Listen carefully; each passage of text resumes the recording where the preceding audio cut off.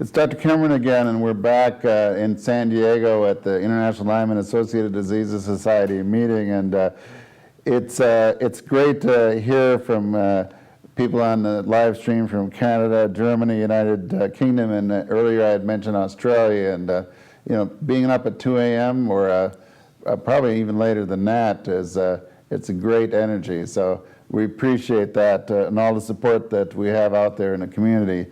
The other thing that's happening is that we have so much to cover from the meeting, we're going to never get to all the questions, but I'm going to shoot a bunch at Dr. Horowitz. Dr. Horowitz is with us at the meeting. What Dr. Horowitz is doing is, in about 45 minutes, is there's a fundraiser for the physician training program. And this fundraiser is so important to support physicians who are out there. He's trained a number of physicians. They've taken a week out of their lives, spent some time with him. Dr. Horowitz has complementary medicine and Lyme, and wears many other hats when he sees a Lyme patient. So welcome this evening. Yeah, thank you, Dan. And Rich, first before I go into what you're doing is that I want to run through at least a bunch of questions that have been coming through live stream. So first, Malarone. Any more affordable medicine for Babesia? For babesiosis, you can use Plaquenil and doxycycline. Doxycycline does have some effect for babesiosis. You can use herbs. For example, you can use Artemisia, liposomal Artemisia. Cryptolepis is reasonable, quite affordable. Susan McCamish is Beyond Balance, her BAB1, BAB2. So a lot of these different herbs, neem, they can all be rotated in with Plaquenil, doxy, with these different herbs. Now, it is true that sometimes you will need drugs for it. One of the older drugs I used, which is Lariam, mefloquine, is actually quite effective, but the problem is there's a black box warning that just came out on Lariam where there could be long-term neuropsychiatric side effects. So I don't use the drug very often, but a half a tablet every 3 to 4 days or 1 tablet once a week, I've never seen long-term side effects, and it's very cheap and generic. But otherwise, clindamycin is also a very good drug for Babesia, and it can be used with Biaxin or Zithromax. So that combined with herbs like clindamycin and Zithromax with some herbs, that could also be a very good regimen for babesiosis. Yeah, I think we're always trying to find the best strategy. I tend to use Mepron, Malarone, Flagyl, and Tindamax, and so it's nice to see a few things extra to try. What's the best for detoxing on IV antibiotics? One of the best detoxes would be IV glutathione. I've used it very effectively in my patients, 2,000 milligrams several times per week. It's effective in up to 70% of the patients. So people can use supplements like N-acetylcysteine and alpha-lipoic acid, which helps increase your own glutathione pathways. And that with drinking a lot of fluids, sometimes doing sauna therapy to be able to sweat out the toxins, making sure your bowels are moving properly, taking the right nutritional supplements, magnesium, a good multivitamin and minerals. A lot of those things will help the detox, but glutathione is probably one of the easiest and most effective, and it does come in oral. There is an oral liposomal glutathione, so not all of it has to be done IV, but quite effective. Otherwise, some charcoal derivatives, bentonite clay, charcoal, those can also be used, but they have to be at least 4 hours away from all of your other medications because it will bind it. Well, what I forgot to mention is the tape that we just finished right before us was, since doctors are trying so hard to work on people to get them better, there's always some people that don't do well and need help. So I imagine you must see the range of people who are doing well and people who are not doing well. Yes, I mean, the problem right now is that it's an extremely complex illness, and I'd say the things that really interfere with people getting well is people may not have treated all 3 forms of the Lyme and the biofilms, the co-infections, the testing's not reliable, so they might have Babesia, Bartonella mycoplasma. One regimen may be effective, another one isn't. And definitely the detoxification pathways need to be open, they need to get to sleep. And I basically describe this kind of a 16-point map and approach in my book that's coming out, Why Can't I Get Better? And it explains these 16 different points you need to address in these people. But certainly the co-infection sleep detox plays a big role in these people, including even hormones. About 40% of my patients have low adrenal hormones, and you won't get better unless the adrenals are supported. Now, what lab is used for testing biofilms? Fry Labs is probably one of the best labs at this point for doing biofilm testing. Unfortunately, in New York, I can't do it regularly, but patients do come in with tests from other states, and you can see the biofilms and protomyxoa regularly on the Fry Labs test when they come in. And Adderall, do you use that for focus, or do you use something else for focus and concentration? The thing about focus and concentration is that you need to get to the source of the problem. So for example, people who have hypoglycemia, low blood sugars, that could cause a problem with your ability to concentrate. So you may need to stay away from all the simple sugars, eat small frequent meals. You may also find that detoxification, some people's concentration gets better after using glutathione. Their memory and concentration improves. Treating co-infections can make a difference with people's memory concentration. So you use drugs after you've tried to get to the source of the problem. But if you've tried to get to the source, then of course certain drugs like Adderall can be used. I don't personally use a lot of those type of stimulant drugs. I will sometimes use things like Wellbutrin, which upregulates dopamine receptors and wakes people up. And I got this trick from Bob Bransfield actually years ago. So I will use things like that. But Adderall, Provigil, Nuvigil, those drugs can be used in patients who have failed all the other types of regimens. What are the things you use most often for sleep?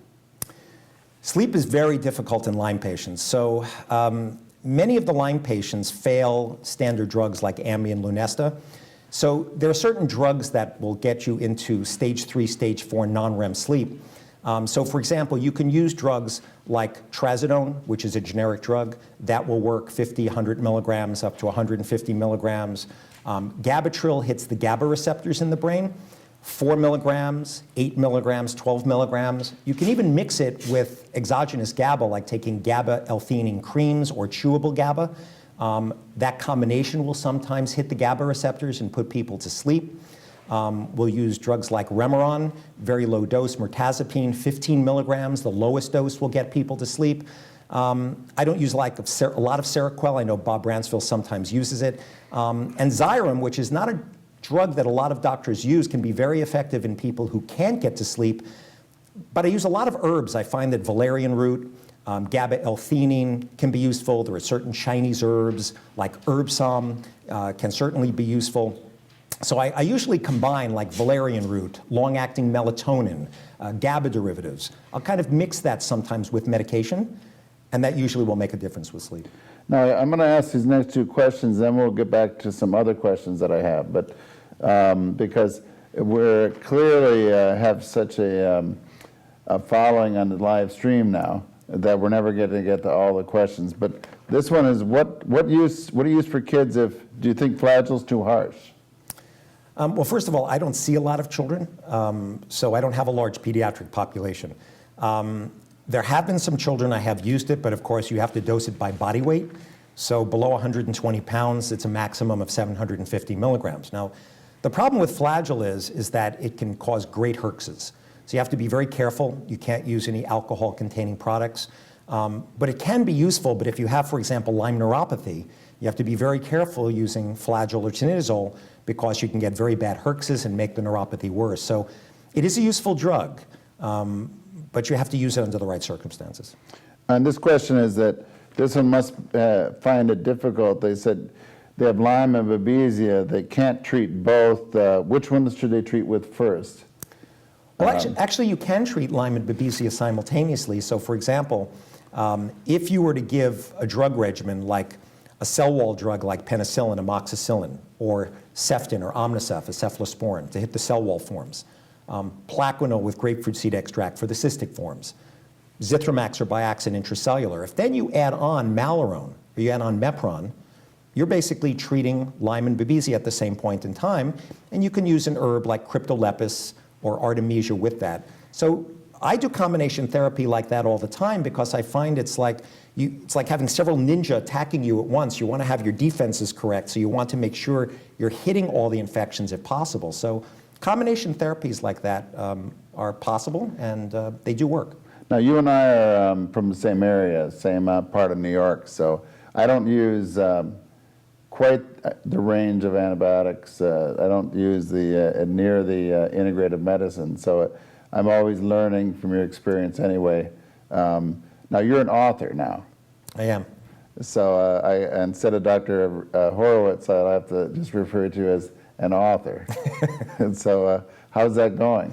It's going very well. The Amazon book sales at one point, I was number 108 on all the Amazon books and number 2 in health before the books come out.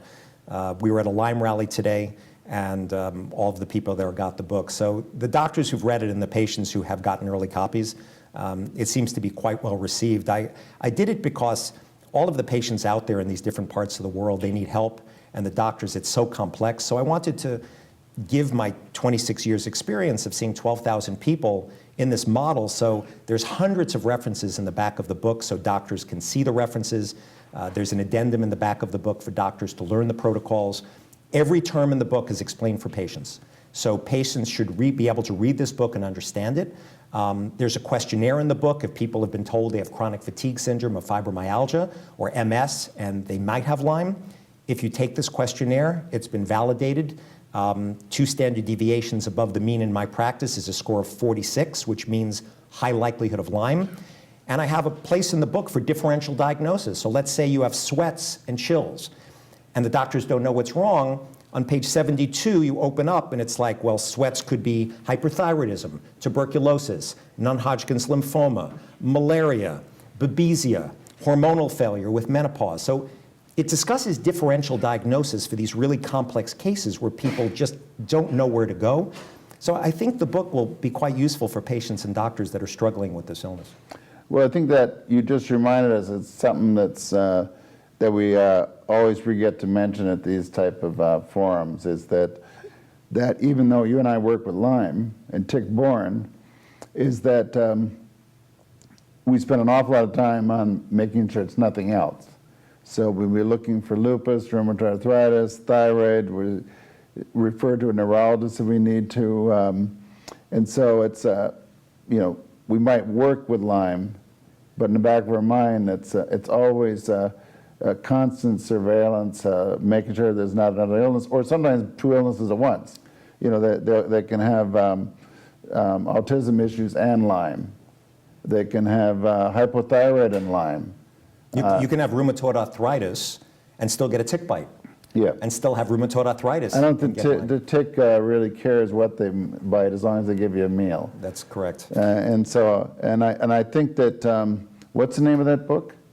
Why Can't I Get Better? Solving the Mystery of Lyme and Chronic Illness. So I think that if one looks at you know, almost any topic in Lyme, you know, we actually, many of those chapters are covered at this conference. You know, you'll see the herbal type approaches are discussed by different speakers. Did you discuss mold in that book? I do. I discuss all the herbal protocols, the classical protocols. There's a section on mold and using real-time labs. I've been picking up mold neurotoxins in some of my patients who have not gotten better. You have to really have a broad background for understanding at this point all of internal medicine, because you do have patients who come in with a host of problems. It's not all Lyme, as you said, and you have to know how to make the diagnosis. So you could have toxins from Lyme disease, but you could also have toxins from mold. So it can overlap. Now, I know you're going to be going to the fundraiser. So, you know, this is also a fundraiser. And also just to communicate to their viewers on live stream that how important physician training programs. So you know, the way it works is that you know, there's people log on to ILADS. There's a Power of Us button they push, and they can give money today or in the future. They can encourage others to donate. So so I would take it that if you're putting this much work into the fundraiser tonight in San Diego, you want to put a shout out and support those who to give money to this project? Absolutely. I mean, this is a worldwide spreading epidemic, and doctors need to be trained in this disease. And ILADS doctors, we have been dealing with this epidemic for the last 26 to 30 years, looking for solutions, and we have solutions. And many of the doctors who've come through my office, who've come to yours and many other offices, they basically found that they go back and they can really help the patients. You can't just necessarily read this in a book. You do have to train with an ILADS doc. So it's been very gratifying. I mean, the doctors have come in, we have friendships, they call me, they email me with questions. I think it's absolutely essential because this disease is so complex and it mimics so many other diseases that to train with doctors who have the experience. I've seen over 12,000 patients with Lyme disease in the last 26 years. It's a joy for me to train doctors and know that they're going back to their offices and helping people. I think it's absolutely essential because the ILADS guidelines and what we do as ILADS doctors is really what makes a difference in people's lives. And as the #1 worldwide spreading epidemic, people need to support ILADS and especially the ILADF, the Educational Foundation, because we're the only organization who's training doctors at this point to go back to their states, to go back to their countries, and to help their own people. So it's absolutely essential that our organization have the funds to continue this program. Yeah, I find that the resources from a physician training program is great because there are other doctors who have different views, but it doesn't take long to say, well, chronic Lyme doesn't exist, the tests are good, it's nothing more than aches and pains of daily living, don't worry about co-infections. And you can fit all of that information on a head of a pin practically in one sentence. And so, but when you get a patient, that isn't a very good answer. It doesn't solve the problem. And if your goal is to get somebody better, you need that time. So what I want to do is we're going to be showing a tape of Dr. Jones next, who is one of our very important physician trainers. He's trained a number of professionals. So we're going to roll to that tape now. So thank you very much for joining us. Oh, it's my pleasure.